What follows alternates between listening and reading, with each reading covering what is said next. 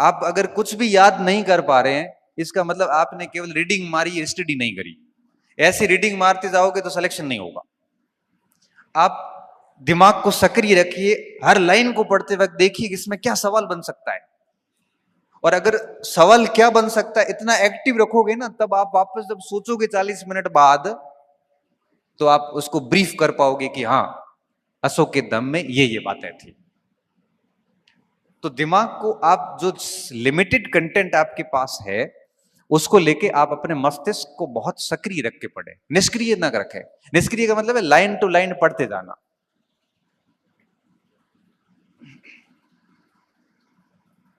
बहुत जरूरी होता है सक्रिय रखना। और मैं आपको बताना चाहूंगा कि अगर एक स्टूडेंट माइंड को बहुत एक्टिव रख के पढ़ता है तो 40-45 मिनट में वो थक जाएगा। पढ़ते पढ़ते 40-45 मिनट में उसका दिमाग जवाब दे देगा। जैसे जवाब देता है उस समय किताब बंद करो आराम से। टहलने की जगह है तो टहलते टहलते सोचो कि मैंने अभी क्या पढ़ा है।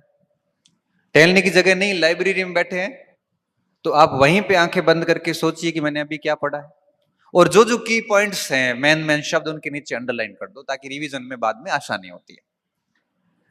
बस इस तरह से एक खोजी स्टूडेंट बनिए। खोजी स्टूडेंट समझते हो कि मुझे आपने ये किताब दी, ये पेज दिया, मैं इसमें से पूरा पढ़ के अगर निकाल लूं कि इसमें ये सवाल बन सकते हैं, आरपीएससी ऐसे बना सकती है, बोर्ड ऐसे बना सकता है, इससे बढ़िया खोजी स्टूडेंट क्या हो सकता है। और खोजी स्टूडेंट कभी फेल नहीं होते। खोजी स्टूडेंट पेपर भी खोज लेते हैं, तो प्रश्न है।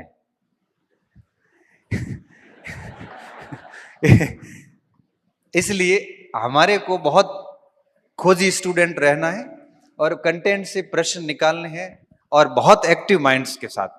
कई बार क्या होता है, बच्चा पूरा पढ़ के मेरे पास आता है, कई बार बोलता है सर याद नहीं हो रहा है। फिर पूछता हूं कि पढ़ा ही नहीं ठीक से, याद कैसे होगा, रिवीजन किया नहीं। और जब हम पढ़ते थे मुझे अच्छे से याद है कि हम क्या करते थे, मैं रघुनाथ, हमारे 3-4 का ग्रुप था। हम कहते थे कि आज क्या पढ़ा है, किसने क्या पढ़ा, हमारा टाइम टेबल सबका फिक्स था। पढ़ने के बाद हम एक दूसरे से प्रश्न करते थे। अब जैसे मौर्य काल पढ़ा या जैसे भूगोल में भूकंप पढ़ा, तो अब वो साथ वाला साथी पूछता था कि ये पी तरंग क्या होती, बता फटाफट शॉर्ट में 3 बातें बता दे। अब शॉर्ट में 3 बातें कहां से बताएंगे, दिमाग एक्टिव था नहीं, लाइनें पढ़ के आए हैं हम तो, और ये पिछले 2 साल से लाइनें पढ़ रहे हैं। लाइनें आप अगर 2 साल भी पढ़ोगे ना तब भी याद नहीं होगा। परीक्षा में पढ़ा हुआ सवाल आएगा लेकिन उत्तर आपसे नहीं निकलेगा। ऐसा आपके साथ होता है कि साहब पढ़े हुए सब थे लेकिन हुए नहीं, पढ़े हुए थे लेकिन हुए नहीं। इसके पीछे क्या कारण है? कारण यही था कि माइंड एक्टिव नहीं था, याद किया नहीं, और याद किए बिना वहां पे होना नहीं। क्योंकि केवल विद्यार्थी को पढ़ना ही थोड़ी है, उसको याद भी करना है। तो दिमाग को एक्टिव रख के पढ़िए। इसके साथ साथ में मैं आपको, पढ़ाई के साथ साथ में कुछ चीजें और भी होती है, व्यक्ति को बहुत ध्यान रखनी होती है। जैसे लाइब्रेरी में बैठते हो या रूम पे पढ़ते हो, कई बार बच्चे कहते हैं सर मैं गांव में पढ़ रहा हूं, कई लोग लाइब्रेरी में पढ़ते हैं। एक मानसिकता आ जाती है कहीं ये लोग हमारे से आगे नहीं चले जाए। मैं सर ये यूट्यूब पे चलने वाली मैराथन क्लासें नहीं देख रहा हूं, कहीं मैं दुनिया से पीछे तो नहीं रह गया हूं।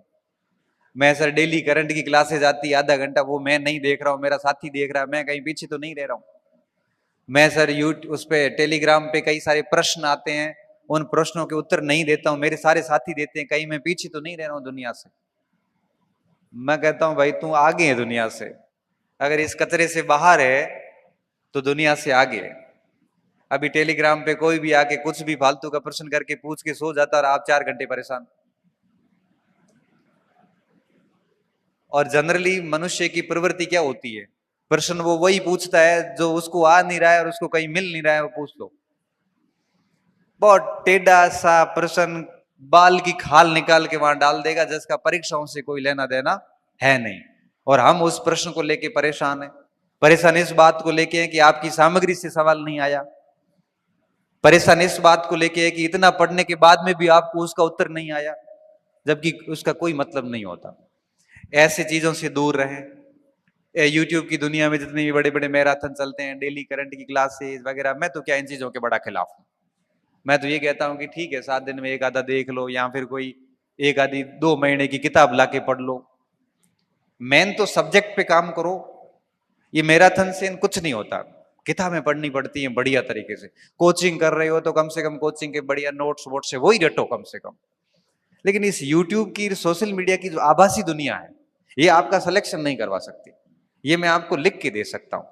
ठीक है, कोई पॉइंट समझ में नहीं आया तो आप उसकी ओर जा सकते हैं। तो इस बात का भी ध्यान रखें। तो मैं क्या बोल रहा हूं, मैं कह रहा हूं कि आपके पास लिमिटेड टाइम है, अच्छा ग्रुप अच्छे रखें, अपना सरल सरल जीवन रखें, फालतू समस्याएं नहीं पाड़ें आप, और साथ में लिमिटेड कंटेंट रखें, माइंड को एक्टिव रख के पढ़े, और साथ में इस बात का ध्यान रखें कि इस आभासी दुनिया से दूर रहें।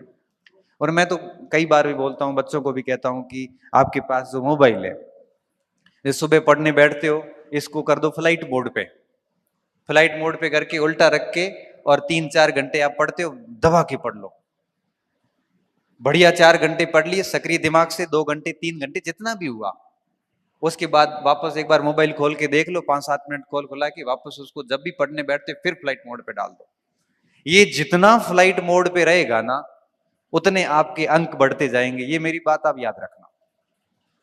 आप इसके फ्लाइट मोड का खूब उपयोग कीजिए, और जिस दिन नौकरी लग गई बढ़िया, उस दिन ये सारे फॉलोवर्स अपने आप बढ़ जाएंगे, पता ही नहीं चलेगा आपको। आप दुनिया से पीछे नहीं रह रहे हैं।